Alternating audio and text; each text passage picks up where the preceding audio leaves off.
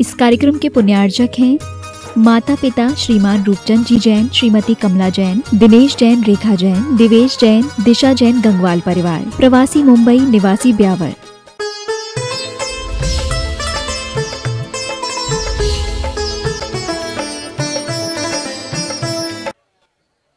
आज आहार दान की बात है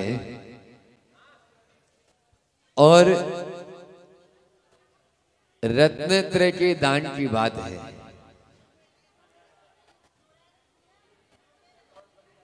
कितना भी दीर्घ सहनधारी क्यों न हो, लेकिन भूखे भजन न होए गोपाला, ये लो अपनी कंठी माला।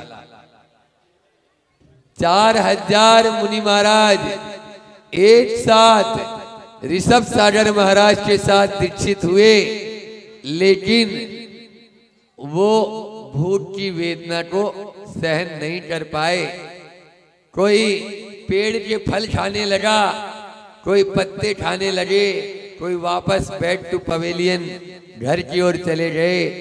लेकिन तीर्थंकर वर्धमान चारित्रधारी होते हैं, वो आगे ही बढ़ते चले जाते हैं, पीछे लौटने का कोई काम नहीं होता है। दीर्घ सहन के धारी होते हैं, 6 महीने तक उपवास का प्रण और फिर उसके बाद में उठना, ये कोई सामान्य बात नहीं है। जो दीर्घ सहन वाले हैं उन्हीं के बस की बात है, ध्यान रखना। लेकिन श्रावक के घर आना ही होता है। कोई भी महाराज जी हो, खुद बनाएंगे नहीं, खुद बोलेंगे नहीं, खुद कुछ भी कर नहीं सकते।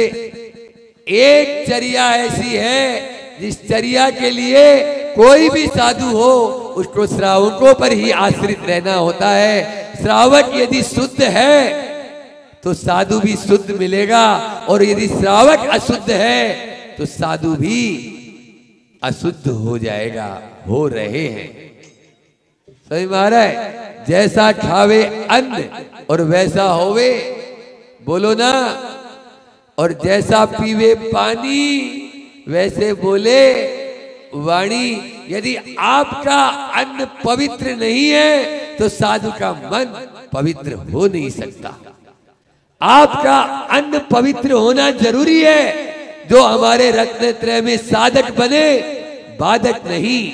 इसलिए ही कहा जाता है बार बार, शुद्धि का ध्यान रखो, शुद्धि का ध्यान रखो, शुद्धि का ध्यान रखो। मन से, वचन से, काय से, हर तरह से शुद्धि का ध्यान रखो। लेकिन आप लोग हैं कि श्रावक तो हैं, लेकिन अभी सावक हैं। सावक, सावक यानी बच्चे, सावक बोलते हैं। हाँ, तो वह हो जाता है विवेकहीना पशु भी समाना।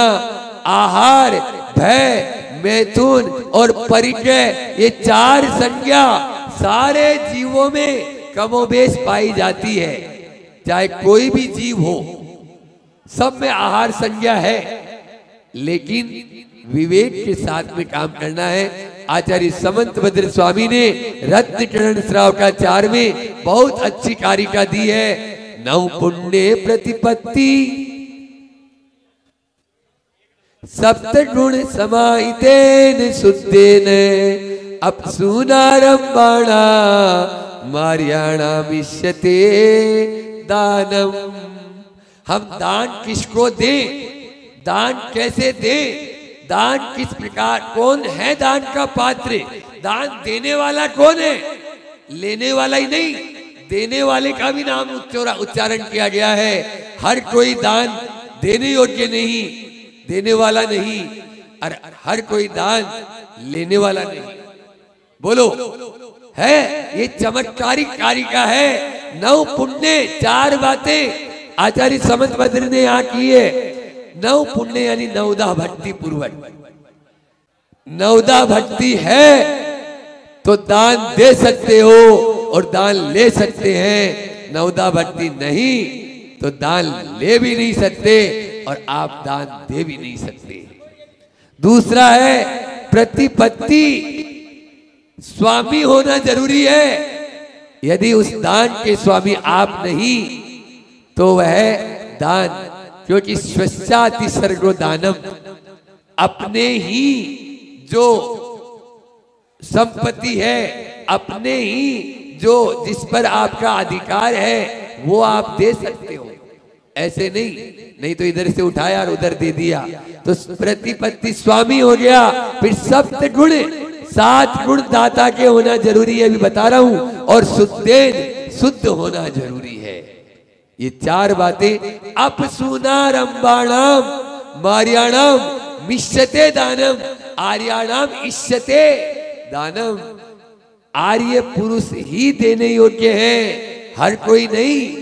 जो आर्य पुरुष मतलब उच्च जाति और उच्च कुल वाले हैं, जो हीन आचरण करने वाले हैं, दारू का ठेका चलाने वाले हैं, स्लॉटर हाउस खोलने वाले हैं, ईंटों का भट्टा खोलने वाले हैं, और भी बहुत सारे निंद्य कर्म हैं, पेस्टिसाइड और कीटनाशक का व्यापार करने वाले हैं, वो दान नहीं दे सकते, और यदि देते हैं तो कुभोग भूमि में जाने वाले हैं।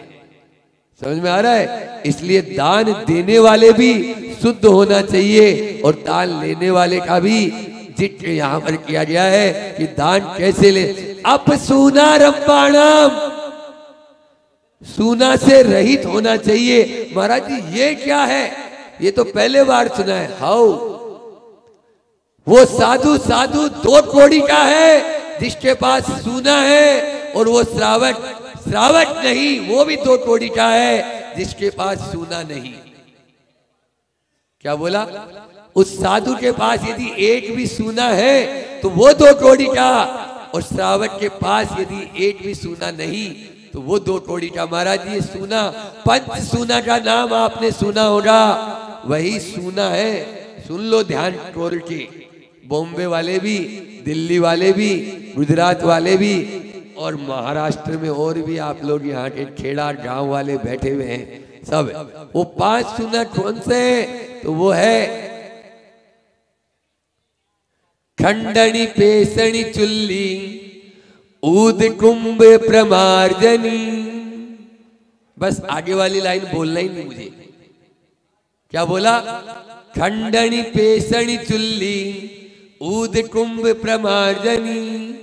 खंडनी यानी कूटने वाली, ऊखल मूसल गायब हो गया, मिर्ची आ गई, मिर्ची हो गया जीवन मिर्च आपका। फिर उसके बाद में पेसणी, हाँ पीसने वाली, कहाँ है? बॉम्बे गई, वो भी छत के ऊपर भी नहीं मिलेगा अब तो। उसको बोलते चाकी, आजकल आ गई बटन दबाओ और चक्की, घूम गया आदमी, वो भी हो गया गुड़ गोबर। और तीसरा है खंडनी पेसणी चुल्ली, चूल्हा, वो फूंक मारते थे, आंखों में पानी आता था, लकड़ी लगाते थे, बच्चा आता था, लकड़ी दिखाते थे, वो भग जाता था। कहाँ गया वो जमाना, जाने कहाँ गए वो दिन। बोलो ना। अब आ गई गैस, तो बन रही है गैस। दिनेश भैया, हाँ आदमी पेट पकड़ के घूम रहा है। वो चूल्हा गया, चाची गई, और मिक्सी आ गई, और सिलबट्टा भी गया, हो गया बट्टा, बट्टा खाते, बट्टा हो गया उसका भी, कहाँ गए पता नहीं। वो तो एक हो गया खंडनी पेसणी चुल्ली ऊद कुंभ। ऊद कुंभ को बोलते हैं मारवाड़ी में परिंदा। क्या बोलते हैं? परिंदा, जिसको जहां पर पानी रखते हैं। बंबई वाले तो शायद परिंदा का नाम भी पहले बार सुना होगा। ब्यावर में थी तब तो मालूम होगा, आई तो ब्यावर में ही थी, बाद में बंबई पहुंची है। हाँ सुन रहे हो? तो परिंदा मतलब जहां पर घिनौची, आप लोग इधर बुंदेलखंड में घिनौची, और इधर मराठा में क्या बोलते हैं? विदर्भ में तात्या भाई क्या बोलते हैं? जहां पानी रखते हैं उसको क्या बोलते हैं? बर्तन, जहां पानी के बर्तन रखते हो, जिसको हर कोई छूता नहीं, कुएं से पानी लाके वहां पर रखते हैं, वो स्थान। ढड़ोची, ढड़ोची मराठी में भी ढड़ोची ढिनोची एक ही। और एक है प्रमार्जनी। हाँ, प्रमार्जनी यानी झाड़ू। तो वो परिंदा या ढड़ोची या ढड़ोची वो भी चला गया और फ्रिज आ गया। फ्रिज जो जीवन को कर दे फ्रिज, उसका नाम है फ्रिज। अब पानी की बोतल रखते हैं, मटकी कहाँ रखते हैं? पहले शोर सूतक होता था तो वो बर्तन चेंज होते थे, याद है? मुझे तो याद है बचपन की वो यादें। आप भूल गए हो तो भूल गए हो, संस्कारों को भूलना नहीं तो आपके संस्कार तो धूमिल हो रहे, नाम ही याद नहीं। और उसके बाद प्रमार्जनी यानी झाड़ू चला गया, झाड़ू कहाँ गई पता ही नहीं। अब आ गया वाइपर। वाइपर वाइपर से सफाई होने लगी। ये सब पर हो गया है, कुछ भी नहीं बचा। नवदा भक्ति भी आप लोग जानते होंगे, अभी आप लोगों को बताएंगे यहाँ पर कि नवदा भक्ति में सबसे पहले, अब पहले ही बता देंगे तो फिर तो आप लोग आहार ही दे देंगे, बोले वो तो दे ही रहे हैं। तो पहले है पड़गाहन, फिर है उच्चासन, 5 प्रक्षालन, फिर पूजन अष्टद्रव्य से, और फिर मन शुद्धि, वचन शुद्धि, काय शुद्धि, आहार जल। काय की शुद्धि महाराज, काय की शुद्धि, कोई शुद्धि नहीं। काय शुद्धि, आहार जल शुद्ध है। और एक आप भूल जाते हो, नमोस्तु महाराज। क्या बोलेंगे? आवाज नहीं आई। यदि आप आहार चालू होने के बाद आते हो तो 5 ही शुद्धि बचती है। 50% नंबर तो गए, अब 50% बचे। क्योंकि आपका पड़गान हुआ क्या? नहीं। उच्चासन हुआ क्या? नहीं। 5 प्रक्षालन हुआ क्या? नहीं। और पूजन करी क्या? नहीं। ये 4 प्रश्न ही हल नहीं किए तो उत्तर कहां से मिलेगा? 0/0। अब यदि नमोस्तु भी नहीं बोली तो एक और गया। इसलिए जब भी आहार दान के लिए जाएं तो आप मन शुद्धि, वचन शुद्धि, काय शुद्धि, आहार जल शुद्ध है, नमोस्तु महाराज। और बहुत सारी चीजें जोड़ने की जरूरत नहीं। अंजलि खोलो, अंजलि बनाओ, मुद्रा छोड़ो, ये कहां से आया पता नहीं, ये बोलने की जरूरत नहीं, वो तो अपने आप छोड़ देंगे। उनको तो आहार लेना ही है ना, आहार के लिए तो आए ही हैं। लेकिन इन बातों का उच्चासन ग्रहण कीजिए। एक व्यक्ति बोलता है, बाकी लोग, कोई इधर से पाटा उठा रहा है, कोई उधर से थाली उठा रहा है, कोई उधर से ये कर रहा है, कोई पांव धो रहा है। बोलो, समझ में आया? उच्चासन ग्रहण कीजिए, सब बोलना चाहिए। जितने चौके में यदि 50 आदमी है तो 50 बोलते हैं क्या? इसी प्रकार से पाद प्रक्षालन आप लोग करते हैं तो लुटिया से करो, एक बुढ़िया की लुटिया। हाँ, ग्लास से नहीं। ग्लास से क्यों करना? कलश से करो ना। कलश मंगल, कलश का मंगलता का प्रतीक है। और पांव धोते हैं जब आप लोग अपने, तो क्या करते हैं? आगे से थोड़ा सा धो लिया और पीछे से महाराज जी धो देंगे। बुंदेलखंड में तो 20-25 चौके होते हैं, तो दूसरे चौके में चले जाएं। अब यहाँ पर तो 2-3 चौके लगाते हो आप लोग, तो क्या करेंगे? बोलो। अगर लौटेंगे तो वो दूसरे महाराज जी जो है फिर वो उधर गड़बड़ाएगी गाड़ी। कई बार देखा, पांव धोता है, नाली में ही जाता है पानी। नाली में जा रहा है तो वहां तो तुरंत ही लौट जाते थे हम लोग। हाँ, उधर में तो, इधर भी धीरे धीरे बना रहे हैं, क्योंकि शुद्ध भोजन करने का नियम करो, चोटा लगाने का नहीं। मुनि महाराज चोटे में नहीं, शुद्ध भोजन जहां होता है वहां आते हैं। अभी एलोरा में हम लोगों का ये नियम ही था, किसी ने कहा कि हमारे यहाँ चोटा लगा है या 3 दिन से उसका चोटा खाली जा रहा है, तो चोटा है ना इसलिए खाली जा रहा है। शुद्ध भोजन करेंगे तो खाली नहीं जाएगा। समझ में आ रहा है? शुद्ध भोजन अपने लिए बनाया, उद्दिष्ट का त्याग होता है। मुनि महाराज जी का सबसे बड़ा दोष है 46 दोष और 32 अंतराय टालकर अभी मूलाचार की क्लास चल रही है, और मूलाचार में यही प्रकरण चल रहा है जो हर श्रावक के लिए पठनीय है। हर श्रावक को पढ़ना चाहिए कि क्या है उद्गम दोष, क्या है उत्पादन दोष, क्या है असंतोष, क्या है धूम अंगार दोष। हाँ, धूम तो मचाते हैं चोटे में, खूब धूम मचाते हो आप लोग, कभी इधर से पटकते हैं, कभी उधर से पटकते हैं, कभी ऊपर से पटकते हैं, कभी नीचे से पटकते हैं।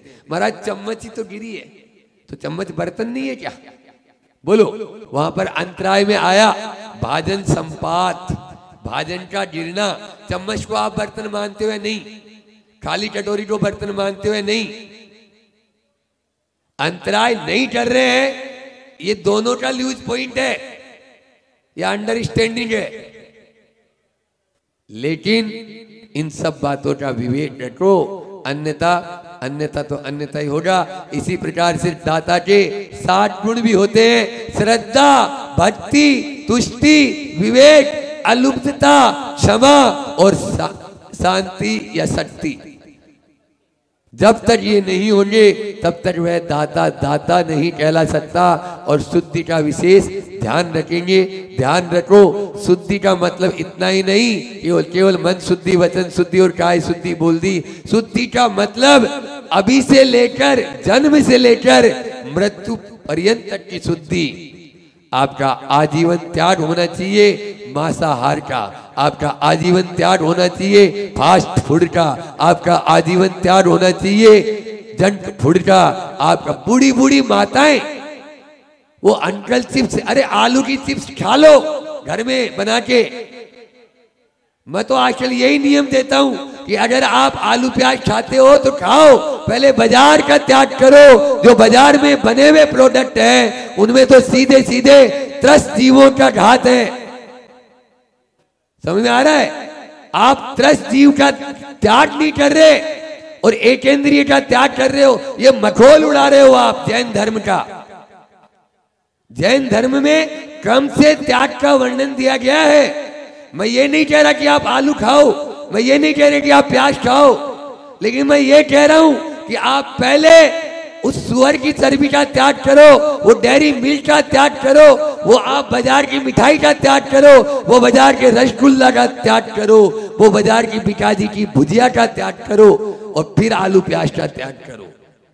वहां पर आपके अंदर एक अजीनोमोटो हड्डी का चूर्ण है वो, और हो सकता है आपकी इस भोजनशाला में भी मिल जाएगा गारंटी से। बोलो, पंच कल्याणक में आने वालों और खाने वालों, चूरमा दाल बाटी अजीनोमोटो फिश पाउडर है, हड्डी का चूर्ण है। हर चीज को स्पंजी बनाने के लिए, उसको कोमल बनाने के लिए वह हर चीज में डालने लगे ताकि वह कुरकुरा बने, ताकि वह मुलायम बने, ताकि वह चाहे वो केक हो, चाहे रसगुल्ला हो, चाहे वो आपकी, अब बाजार आप घर में बर्फी बनाते हो और बाजार की बर्फी, अंतर होता है कि नहीं होता? बोलो। हर चीज में तो वो डलता डाल ही देते हैं, इसलिए इससे बचना चाहिए, तभी हमारा यह धर्म रहेगा। इसी के साथ में कुलाचार का पालन करें। और वो लोग उसको अशुद्धि नहीं मान रहे, जो अशुद्धि होती है 3-4 दिन की आप लोगों का, उसको अशुद्धि ही नहीं मान रहे पढ़े लिखे लोग। कैसे ठूठ गंवार लोग हो गए। इसके विषय में मैंने चंदन षष्ठी पर एलोरा में प्रवचन किया था, ध्यान है। और आपका इस ये जो कारिका है इस पे भी 10 दिन प्रवचन तीर्थंकर लेनी में सुन लेना आप लोग। 10 दिन लगातार तीर्थंकर लेनी में कि सूना क्या होता है। आचार्य श्री जी कहते हैं पंच सूना चले गए और 5 जहर आ गए। समझ में आ रहा है? तो इस प्रकार से इससे बचना चाहिए, तभी हमारा यह सार्थकपना होगा। अभी तो इतना ही रखेंगे। आप लोग आहार का ड्रेस कोड भी होता है, जिस प्रकार से डॉक्टर होता है ओपीडी में और ओटी में एक ही ड्रेस होती है क्या? ऑपरेशन थिएटर में दूसरी ड्रेस होती है। जो कपड़े आप बाजार में पहनते हो, कल भैया जी ने बहुत अच्छी बात बताई, मुझे बहुत अच्छा लगा कि जो कपड़े आप हमेशा 24 घंटे पहन के रहते हो, कितना भी शुद्धि कर लो वो शुद्ध हो ही नहीं पाते। इसलिए आहार के लिए आप अलग से कपड़े रखें, तभी आपका यह सार्थकपना होगा। एक और कंसेप्ट धीरे से बता देता हूं शॉर्ट में, कि एक बिडन कंसेप्ट आचार्य श्री जी कहते हैं, इसको भी हमेशा बताओ।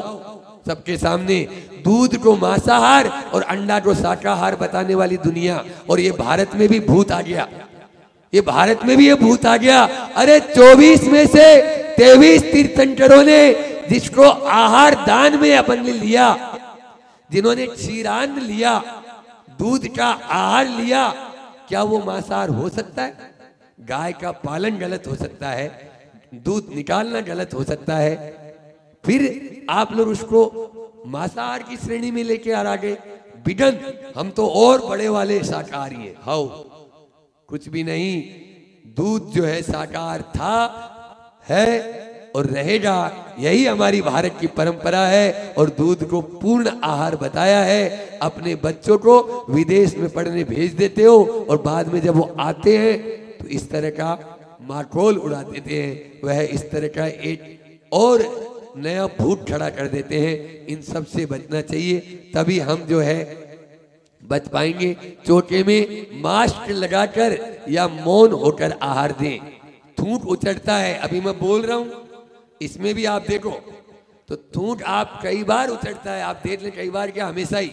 इसलिए चोटे में आप मौन रहें, और भी जो मुनि महाराज जी कर्तव्य हैं, उन कर्तव्यों को भी आप जो है ध्यान में रखें। मुनि महाराज जी भी ध्यान में रखते हैं, श्रावक भी, कि मुनि महाराज जी के लिए ये चीजें हैं, तो उनको उनकी जो वृत्ति है उसी अनुसार आप लोग दें। आजकल यह है गरम गरम उतर उतर के चलने लगा, ये सारी वृत्तियां गलत हो चुकी है। सिंह वृत्ति, गोचरी वृत्ति, अक्ष मक्ष वृत्ति, ब्राह्मरी वृत्ति, ये सब गर्त पूर्ण वृत्ति, 5 वृत्तियां मुनि महाराज जी की बताई। इन्हीं के आधार पर वे लेते हैं। मूलाचार में इनका सबका वर्णन दिया गया है। अभी समय अभाव के कारण इतना ही रखते हैं। पूज्य महाराज श्री जी को भी अपन को सुनना है। बोली अहिंसा परमो धर्म की, आचार्य गुरुवर विद्यासागर जी महामुनि राज की। कहाँ किस विषय में उसे अधिक अंदर से मन गहराई से छूता, उसको आपको देखना है। तो सबसे पहली बात, हैप्पी किस में रहे वो देखना। दूसरा क्या, हेल्थी रहे, वो स्वस्थ कैसे रह सकता है, इस पर आपका विचार होना चाहिए कि वो कौन सी वस्तु खा रहा है। अभी खाने पीने पे पूरी बात हो रही है, उसका उस पे किस प्रकार से स्वास्थ्य पर प्रभाव पड़ेगा। उसको प्राणायाम, ध्यान, मेडिटेशन, आसन आदि में प्रोत्साहित करना चाहिए। आप करते हैं या नहीं करते, लेकिन उसको आपको प्रोत्साहित देना चाहिए अगर आप उसके स्वास्थ्य पर, उसकी हेल्थ पर अगर आपको ध्यान है तो। तीसरा, हम्बल रहे। हम्बल मतलब वो कभी भी अहंकारी नहीं बने, उसके अंदर अहंकार, उस बालक के अंदर अहंकार नहीं आना चाहिए। अगर अहंकार जन्म ले रहा है तो ध्यान रखना वो आपको भी समाप्त कर देगा। प्रयास ये करना जितनी ज़्यादा विनय कर सके बहुत अच्छी बात है। और विनय बड़ों की नहीं, छोटों की। छोटों में भी गरीब की, मान लीजिए आपका कोई प्यून है, कोई घर का नौकर है, उसकी कितनी विनय करता है, वो धोबी वाले की कितनी विनय करता है, वो दूध वाले की कितनी विनय करता है, वो सब्जी वाले की। उन छोटे लोगों से वो किस प्रकार से बात कर रहा है, किस प्रकार की विनय कर रहा है, कहीं अभिमान तो नहीं आ गया, इसका विशेष विशेष विशेष ध्यान रखना। आपने उनकी विनय करा दी तो अपने आप आपकी विनय तो हो ही जाएगी। तो वो हम्बल रहे, इस बात का ध्यान रखना। वो हॉनेस्ट रहे, उसने जो कमिटमेंट किया है ईमानदारी से वो कमिटमेंट करे। उसको उस चीज़ के लिए आपको सिखाना होगा कि सब चला जाए पर अपना सत्य नहीं जाना चाहिए। जो वचन दिया है आप भी उसके सामने अपने वचनों की कीमत रखकर उस वचन को निभाना सिखाएं, और साथ साथ में उसको यही मोटिवेशन, यही शिक्षा बार बार प्रदान करें कि सत्य है तो धर्म है, सत्य के बिना कुछ नहीं, सत्यमेव जयते, यही सच्चा धर्म है। उसको सत्य की हमेशा परिभाषा को समझाएं, सत्य की ओर आग्रसित करें, तो वो हॉनेस्ट रहे, ईमानदार रहे। फिर 5वीं बात, हाई थिंकिंग। हाई थिंकिंग के विषय में आप बार बार देखें कि उसकी सोच क्या है, उसकी सोच किस प्रकार की है, उसका स्तर किस प्रकार का है। जिन चीज़ों से, जिन बातों से उसकी सोच बढ़ेगी तो अपने आप उसका जीवन भी अच्छा बन जाएगा। हाई थिंकिंग उसकी है कि नहीं, उस थिंकिंग पर आप ध्यान दें, उस पर आप चिंतन करें, उससे आप उसको समझने का प्रयास करें, तो निश्चित तौर से ये 5 एच आप देख लेंगे। हैप्पी रहे, हेल्थी रहे, हम्बल रहे, हॉनेस्ट रहे, हाई थिंकिंग मतलब अच्छी ऊंची सोच वाला रहे, तो बहुत अच्छी बात रहेगी। एक बिंदु ये, और दूसरा बिंदु और विशेष आपको दे रहा हूँ। आज जो माता पिता है, उन माता पिता की एक बहुत बड़ी शिकायत है, वो लोग बोलते हैं कि आज के बच्चों के पास पैसे की कोई कीमत नहीं है, वो समझते नहीं कि पैसा क्या है, पैसे को ऐसा उड़ाते हैं, कुछ मानते नहीं है कि पैसे खून पसीने से और मेहनत से कमाए जाते हैं। बस मुंह से बोल देते हैं ये चाहिए और ये चाहिए और उनको देना पड़ता है। क्या करें हम, किस प्रकार से मैनेज करें ताकि उनको उस पैसे की कीमत मालूम पड़े। तो मैं आपसे यही कह रहा हूँ, अगर वास्तविकता में आप पैसे की कीमत उन्हें बताना चाहते हैं तो उन्हें अर्निंग सिखाएं। अर्निंग का तात्पर्य ये है कि आपको कुछ समय उनके लिए अलग से भी देना चाहिए, घंटे 2 घंटे। ये तुम्हारी कमाई का समय है, तुम्हारी आय का समय है, तुम्हें भी कमाना है, तुम्हारे लिए भी हम कमाने का अवसर प्रदान कर रहे हैं। कैसे कमाने का अवसर प्रदान कर रहे हैं, आप दें उस बच्चे को लालच कि आप मान लीजिए आपके यहाँ गार्डन है तो गार्डन में कचरा साफ करना है, इनमें पानी देना है। आप अगर पानी दोगे, कचरा साफ करोगे, इसको व्यवस्थित करोगे तो एक दिन के 20 रुपये मिलेंगे। इतना आप समझाएं, वो समझ में आएगा कि 1 घंटे मेहनत करता हूँ तो ये 20 रुपये मुझे मिलते हैं। आप उससे कहें कि यहाँ की पोछा लगाना है, यहाँ की साफ सफाई कराना है, आपको 1 कमरे की सफाई का इतना, पूरे कमरे की सफाई का इतना पैसा मिलेगा। आप ऐसा उसको लालच पैसे से देंगे, क्योंकि आज सब कुछ पैसे पे आधारित है। वो ऐसे नहीं मानेगा। आपने कहा झाड़ू लगा देना तो शायद नहीं लगाएगा, और फिर उसमें आप देखें कि उसने किस प्रकार से पोछा लगाया, किस प्रकार से झाड़ू लगाई, किस प्रकार से सफाई करिए, फिर उसको समझाएं, बताएं। इतना अच्छा करोगे तो और अच्छा हम आपको देंगे। तो इस बहाने उसको पैसे का महत्व पता चलेगा। आप बच्चों से प्रेस कराएं, कपड़े धुलवाएं। आप कपड़ा धोगे, अगर 1 जोड़ धोगे तो जो धोबी को देते हो वो उसको दो, जो प्रेस में उनको देते हो आप उनको दो। वो पैसे इकट्ठे करने की रुचि रखेगा। बिल्कुल आप पॉलिश कराते हो, मोची से भी कराते हो तो आप उसको बोलो 10 रुपये, डबल चार्ज दो ना उसको। वहाँ 5 देते हो तो 10, अपनी थाली में तो घी ढुलेगा, कहाँ दूसरी जगह जाएगा। अपनी बच्चों को तो आप दे रहे हो 10 रुपये दो, 15 रुपये दो, 20 रुपये दो, जितना लगता उतने उससे ज़्यादा दोगे तो आपको निश्चित तौर से उसके अंदर पैसे कमाने की, पैसा कमाना उद्देश्य नहीं है, पर पैसे की कीमत बताना उसको उद्देश्य है कि आपने इतनी मेहनत करी है, इस मेहनत के माध्यम से इतना पैसा आपको मिला है, ये पैसे की कीमत है। आप पानी भरवाएंगे, 1 बाल्टी का इतना पैसा, 1 घंटे का इतना पैसा, इतना काम करोगे इतना पैसा मिलेगा। ये चीज़ अगर आपने सिखा दी और फिर उसके बाद आप हर हफ्ते में, हर 15 दिन में काउंटिंग करके उसको तुरंत के तुरंत पेमेंट दो। उधार वाला मामला नहीं रखो, तुरंत उसको पैसे दो। और पैसे देने के बाद कभी उससे पूछो मत कि इस पैसे का क्या करना है। उसको पूरी छूट दो कि तुम्हें खेलना है खेलो इस पैसे से, खाना है जो खाना है खाओ इससे, एक कहीं दान करना है दान करो, अपने कोई गिफ्ट खरीद के अपने परिवार में गिफ्ट देना गिफ्ट करो। आपको आश्चर्य होगा जब आप ऐसा करोगे तो वो जब पैसा खुद की कमाई से कमाएगा, कमाने के बाद उस पैसे की कीमत समझ में आएगी। वो बर्बाद नहीं करेगा उस पैसे को, वो बिल्कुल बर्बाद नहीं करने वाला। वो बिल्कुल उस पैसे के साथ कहाँ किस प्रकार से सदुपयोगी करेगा। आपको खुद को लगेगा कि यार मेरी संतान है ये जो इतना ऊंचा सोच रही है कि इस प्रकार से कर रही है कि अब वो पैसा इकट्ठा करके कुछ लोगों को ये जब नियम दिए थे तो नियम देने के बाद उन्होंने बताया, बोले मेरे बच्चे ने मेहनत करी पूरे साल में, कभी 200 कभी 400 कभी 500 रुपये इकट्ठा किया। इकट्ठा करने के बाद उसने क्या किया, उसने 2 काम किए, बड़ी खुशी हुई। क्या काम किया? बोले मंदिर बन रहा था कुंडलपुर वाले बड़े बाबा का, उसमें उसने अपने पैसे से शिला का दान दिया। ये संस्कार थे बुंदेलखंड के। जब ये मेरे को तो किसी पिताजी ने आके बताया, बोले हमने ऐसा ऐसा किया है, तो मैंने कहा ये चीज़ बहुत अच्छी लगी, मैं अपने प्रवचन का विषय बनाऊंगा, ये बहुत अच्छा। और फिर बोले हमारा जब जन्मदिन था तो मेरे जन्मदिन पर बोले मेरे पास मेरा मोबाइल जो था वो ऐसा पुराना सा हो गया था, तो उसे लगा कि पापा का मोबाइल बार बार हैंग करता है, पुराना सा हो गया और बहुत ज़रूरी है। उस बच्चे ने मोबाइल खरीद कर मुझे लाके जन्मदिन पर गिफ्ट किया।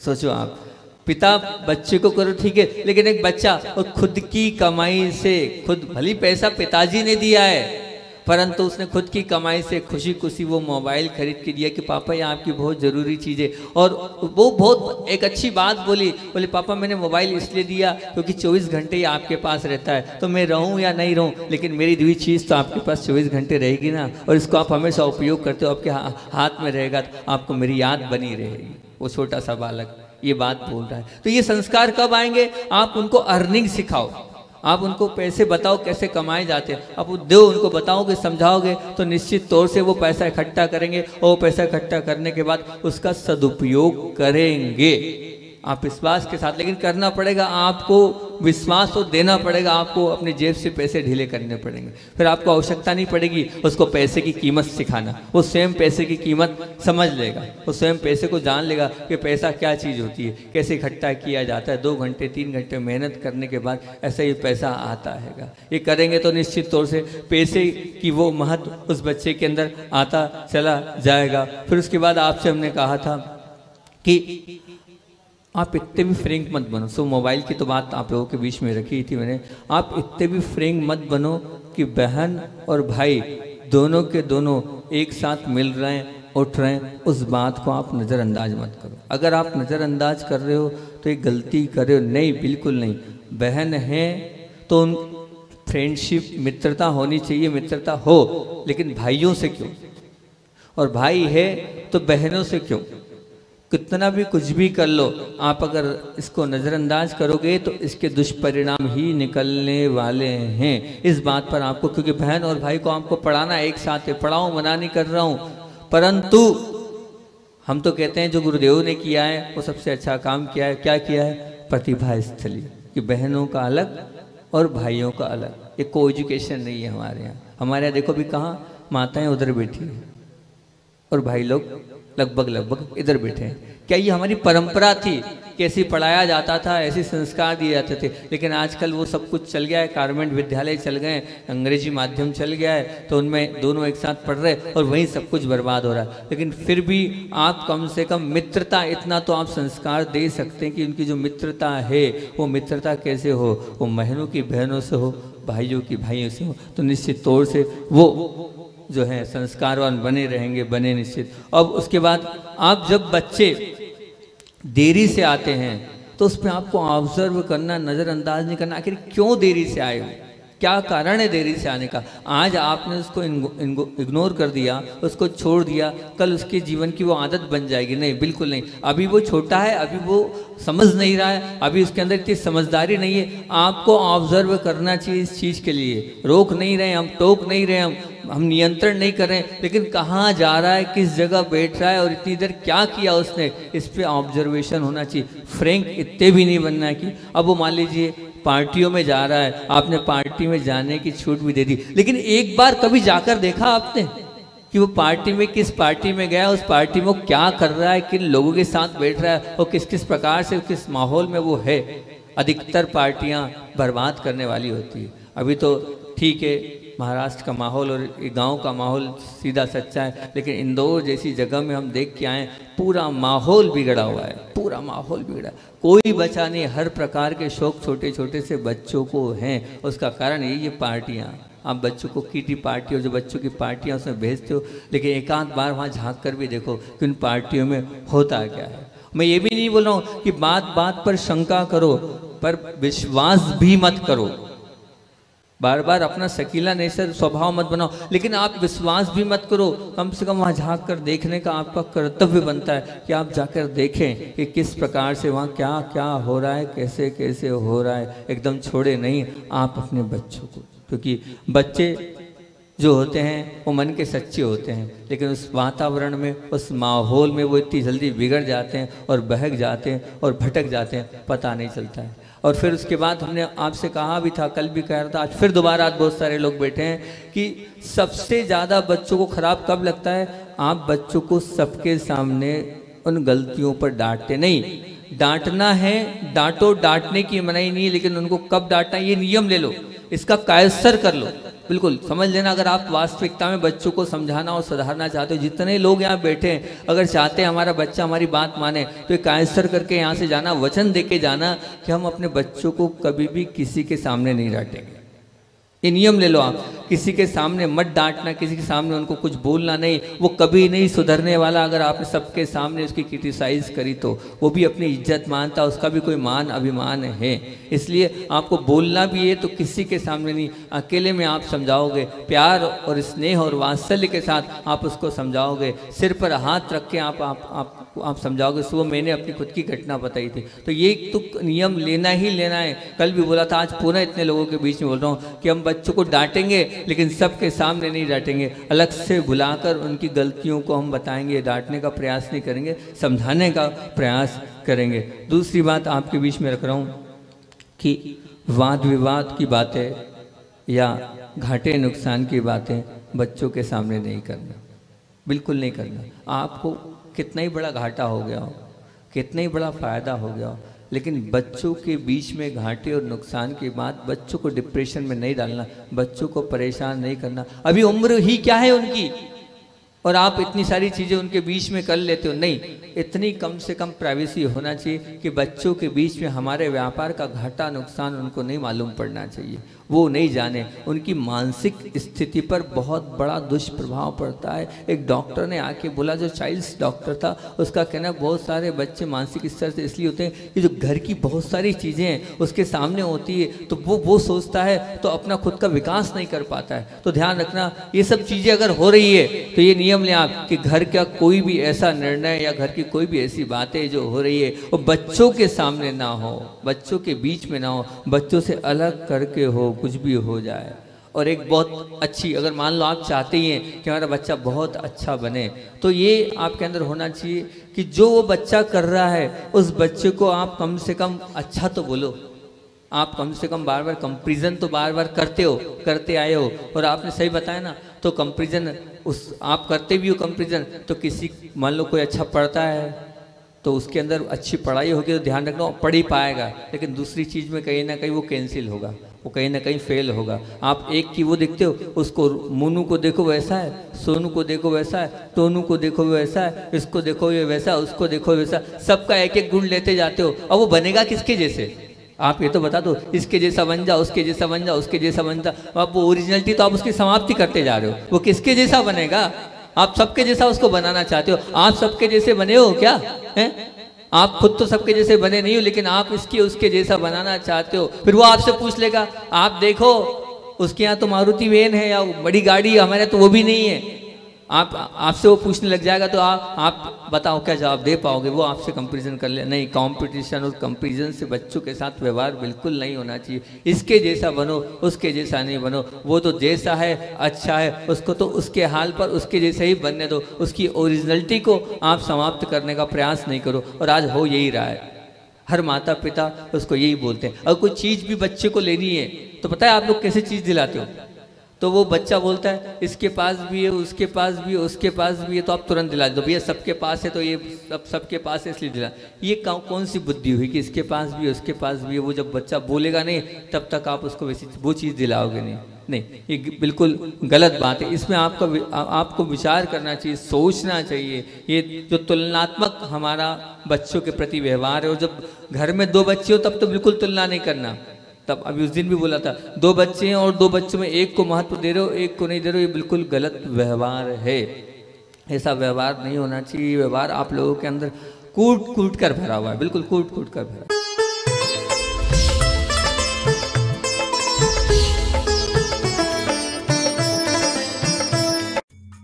इस कार्यक्रम के पुण्यार्चक थे माता पिता श्रीमान रूपचंद जी जैन, श्रीमती कमला जैन, दिनेश जैन, रेखा जैन, दिवेश जैन, दिशा जैन गंगवाल परिवार, प्रवासी मुंबई, निवासी ब्यावर।